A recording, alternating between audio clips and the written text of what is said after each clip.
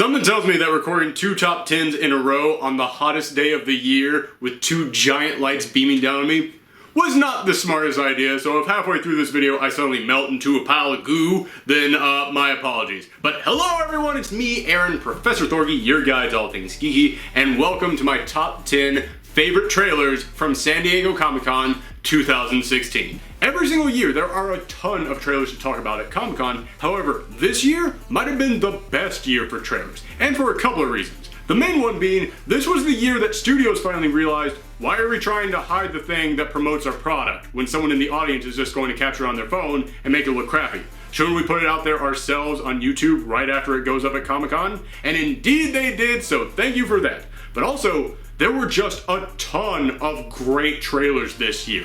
Every single year, I don't know if I actually could make a list of the 10 trailers I want to talk about.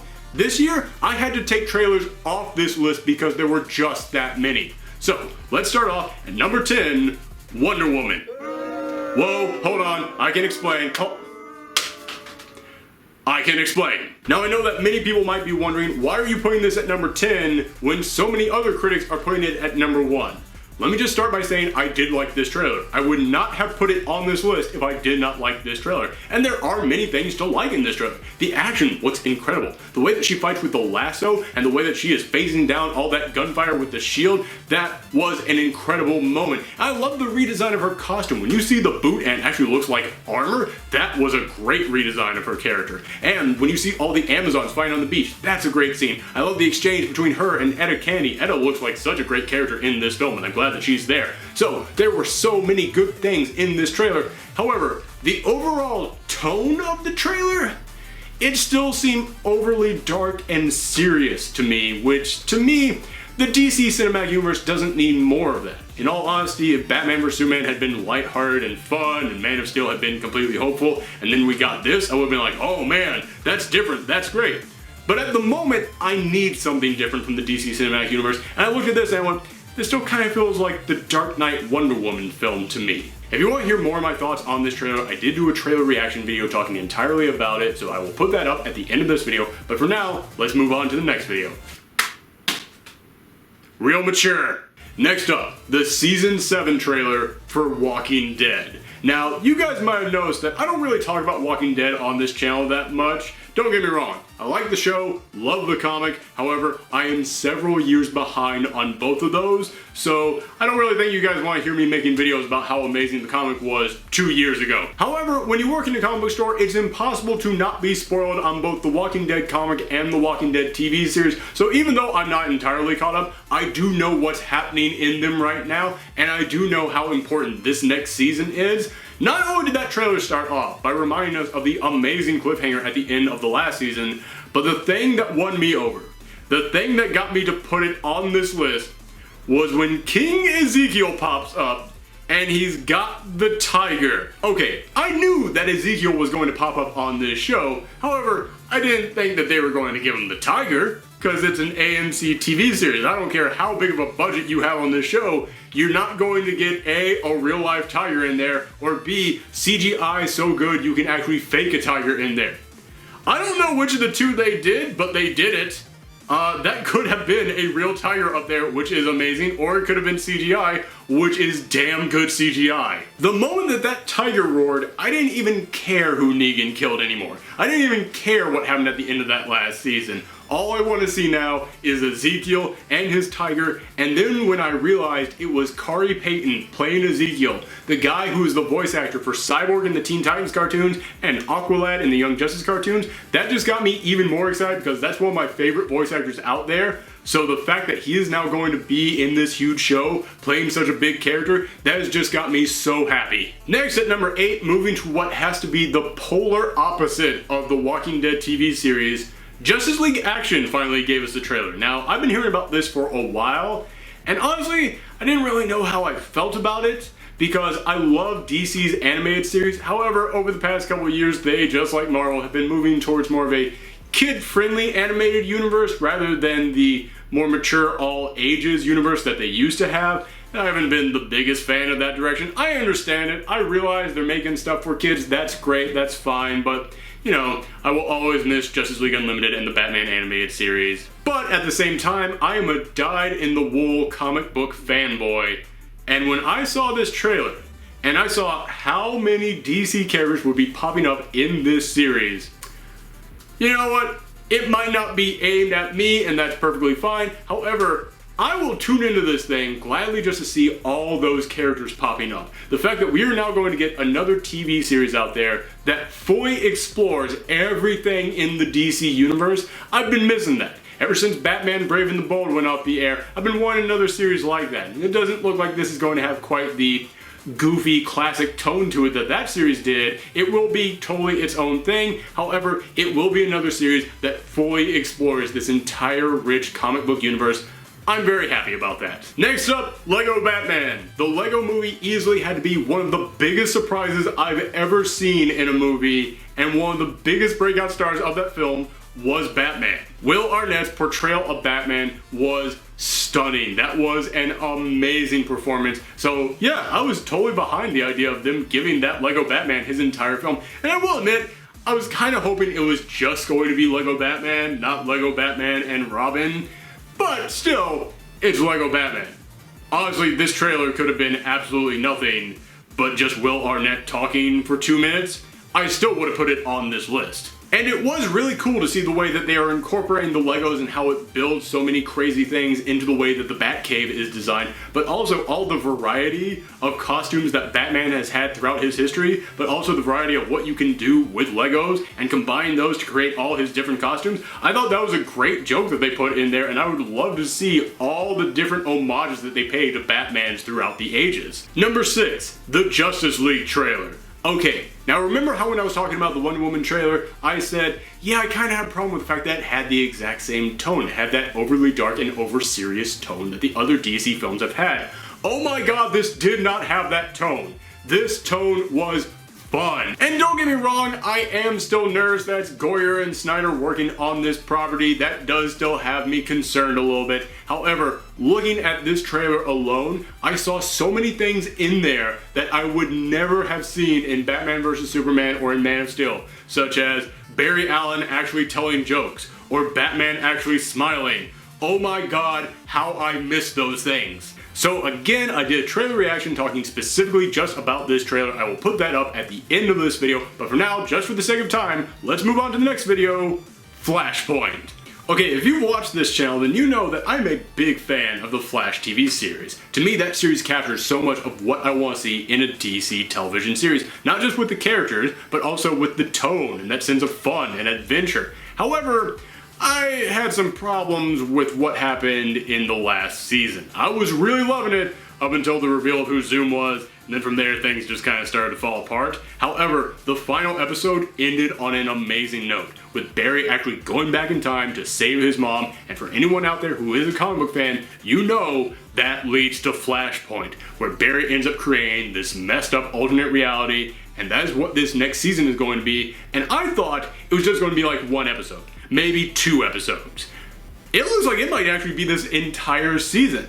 It looks like this entire season might just be Barry trapped in the Flashpoint universe. Because when I saw he's still going to have his speed in this universe, I was like, oh my god, he can still go on adventures and stop criminals in this alternate reality. And then when I saw that he's going to actually have the Reverse Flash held hostage in this universe and keep him trapped up there in his own little secret prison, I was like, oh, that could be a recurring thing throughout an entire season. That could be his Dr. Harrison Wells, who he communicates and learns how to use the Speed Force from. Yeah, this actually has me intrigued. And I gotta say, the thing that really sold me on, when I saw Kid Flash. That costume looks darn good. I cannot wait to see Kid Flash in this season. Okay, there have been a lot of comic book and superhero trailers on this list so far. However, the highest comic book trailer on this list, I can't help it, guys. I know everyone says I'm a Marvel fanboy, but in all honesty, this is the one that impressed me the most. Doctor Strange. I'll admit, part of the reason why I was so impressed with this trailer is because that first trailer that I saw, the teaser trailer, didn't really do it for me. I mean, I thought it was fine. I thought it was okay, but it didn't really impress me, didn't really shock me.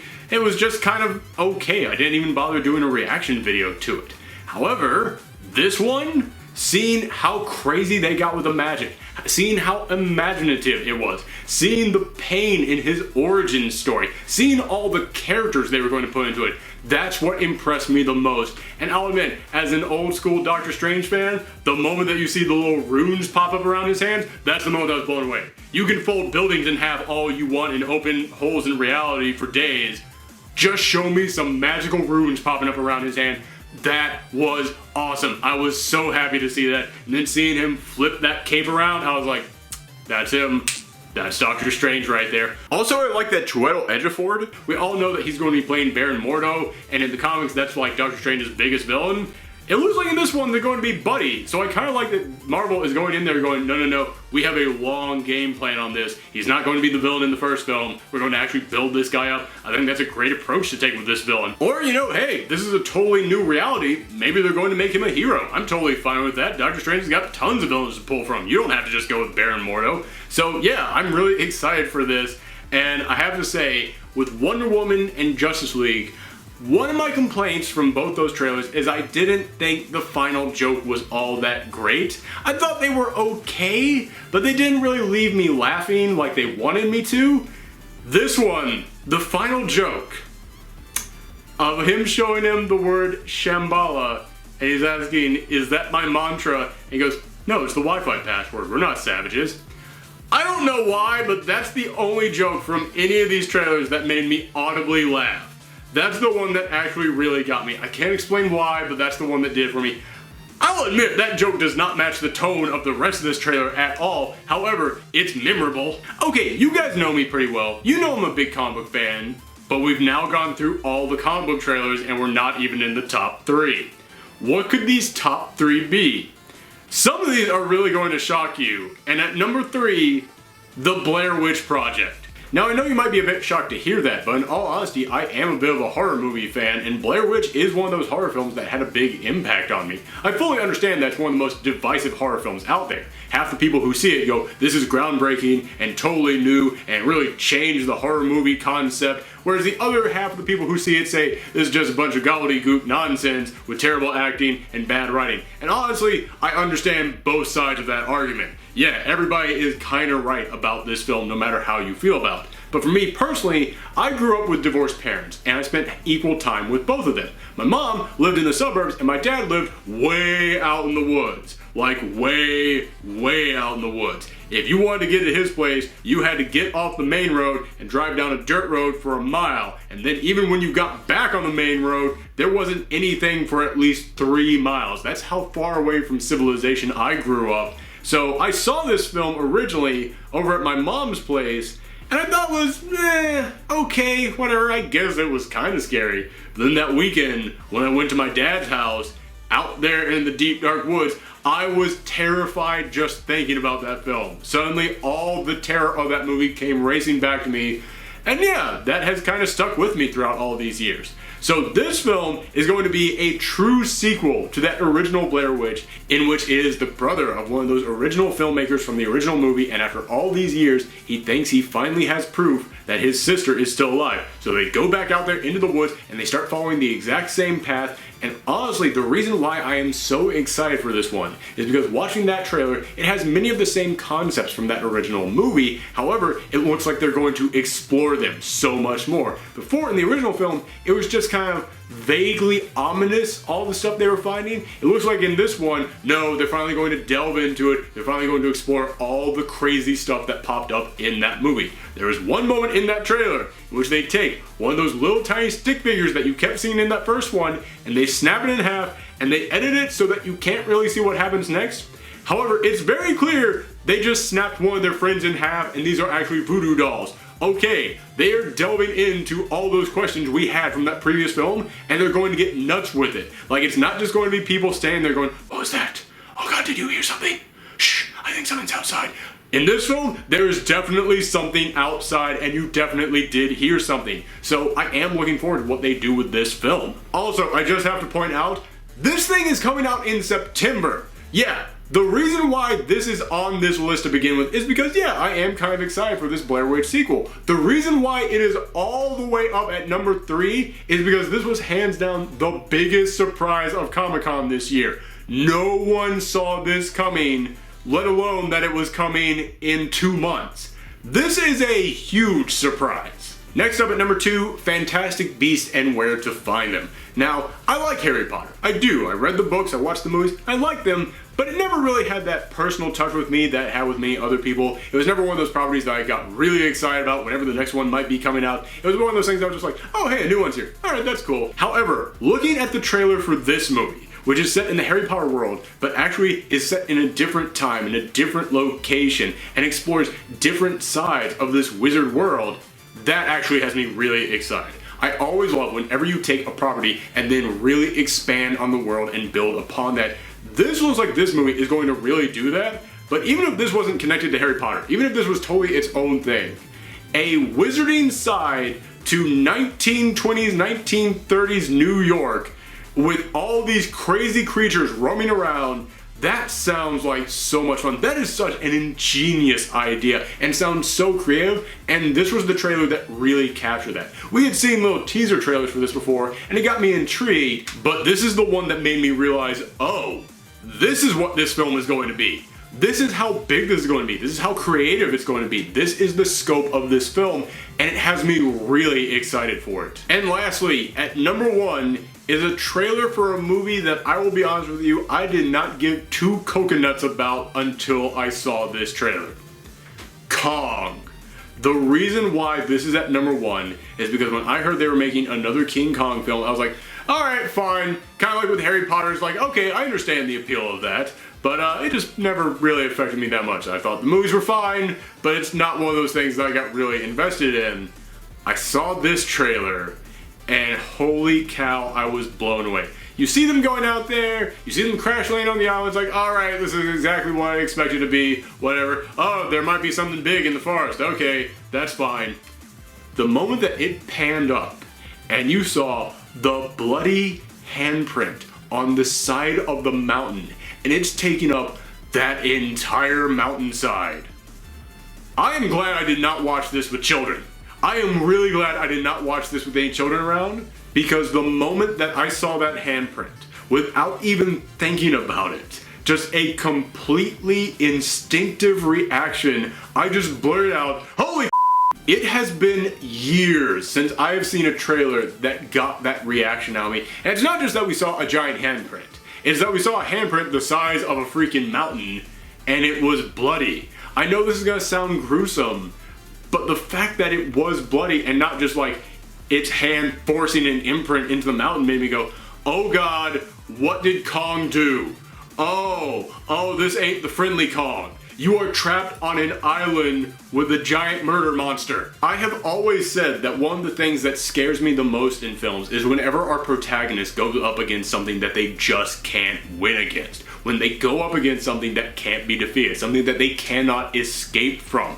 And watching this trailer, that's the exact feeling I got. That feeling of, you are stranded on an island. There is no out, no way of getting around this. And there is a giant beast so big, it doesn't matter what you do, you cannot win. And the thing that sold me the most on this, it was not the shot of Kong actually rising up and you actually seeing his face. No, the thing that made me freak out the most at this trailer was when you actually saw the helicopter and then you saw the silhouette of Kong there up against the sun.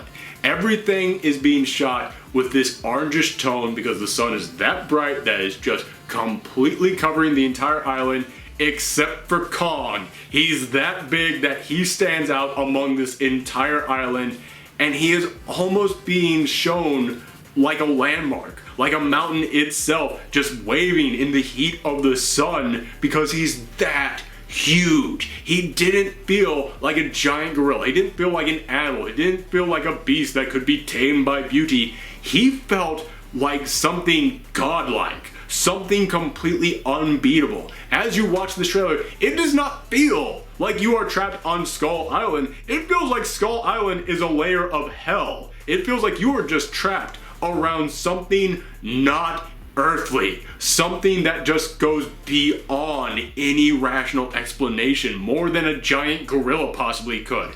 And that is what got me so excited for this trailer. It looks like this thing could just be a stunning new interpretation of a classic movie character. I should point out that as soon as I finished talking about how huge and godlike Kong appeared in this trailer, it immediately began thundering and raining at my apartment. So I think that's my cue to wrap up. So thank you guys for watching today's episode. Make sure you let me know in the comments down below, what was your favorite trailer from this year's Comic-Con? And remember, if you want to see more stuff from me, then click on the videos at the end of this, or hit that subscribe button because I do fun geeky stuff every single week on this channel. Also, share this all around the web. It is the best way to help out this channel. You guys have been doing that a lot lately, and it really shows. So thank you guys for all your support. Make sure you come back next time. Bye.